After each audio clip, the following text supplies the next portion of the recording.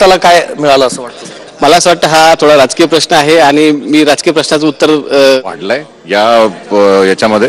In fact बरंच तुम्ही सगळे जे त्यांचे पाहाल, right from agriculture to personal taxation, सगळ्या याच्यात नुसतं ग्रोथ दिसतंय. तर जे आपण म्हणतोय की GDP 6.5 किंवा 7% जाईल, मी तर म्हणतो GDP आता वाढणार, कारण की एक तर सेंटिमेंट खूपच छान झाला लोकांचा.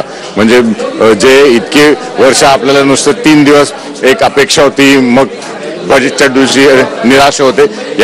या वर्षी ॲक्च्युली सामान्य माणसासाठी गव्हर्नमेंटनी अगदी म्हणजे एक तर टॅक्सेबल लिमिट जी वाढवली आहे त्याने खूप लोकांना फायदा होणार आहे. सिनियर सिटीजन्ससाठी पण खूप फायदा होणार, कारण की त्यांनी ऑलमोस्ट डबल लिमिट केली आहे TDSसाठी. तर म्हणजे 50,000 होते 1 लाखवर आणली आहे त्यांनी. त्याच्यामुळे काय होतं की जी डिस्पोजेबल इन्कम जे लोकांच्या हातात आहे ते ऑलमोस्ट डबल झाला आहे. म्हणजे तुम्ही आता म्हणा ना 7 लाख जर टॅक्स फ्री होतं, तर जे लोक 12 लाखात ते म्हणजे किती लोक त्याच्या अंडर येतील. म्हणजे त्यांना सगळं जे इन्कम आहे कम्प्लिटली टॅक्स फ्री, म्हणजे तितका तो पैसा त्यांच्या हातात येतो. त्यांची स्पेंडिंग पॉवर वाढते, त्याच्यामुळे कन्झम्पशन वाढणार.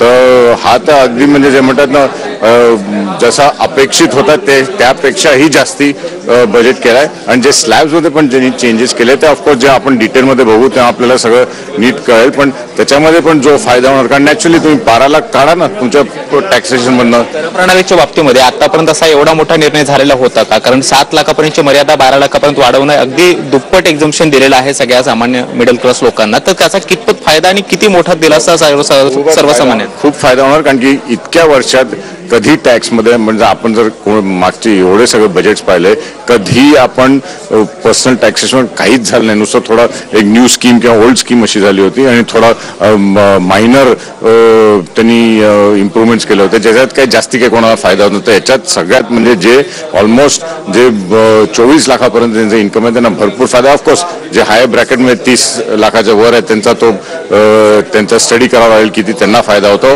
बट जो आपला सामान्य वर्ग आहे, सामान्य जे सगळे आपण त्या लॉटमध्ये आहोत, आपल्या सगळ्यांना जे करंट पगारामध्ये जो आपल्या हाती येतो त्याच्याहून जास्ती पैसे नाही, त्याच्यामुळे आपलं स्पेंडिंग पॉवर वाढणार आहे.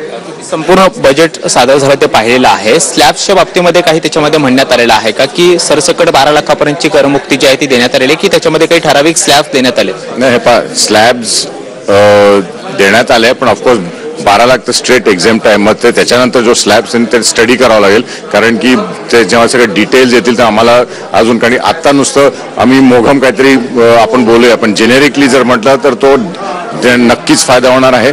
आणि स्लॅब्समध्ये तुम्ही एक तर एक्झेम्पशन लिमिट वाढवली आहे, स्लॅब्समध्ये पण चेंजेस केले, तर तो ओव्हरऑल इफेक्ट अगदी म्हणजे सगळ्यांना जो आपण म्हणतो ना की जसं काही ऑलमोस्ट डबल होऊन जास्ती फायदा होणार. स्ट्रेट अवे 7 लाख ते 12 लाख जाईल, तिथेच तुम्हाला 100% फायदा झालाच आहे.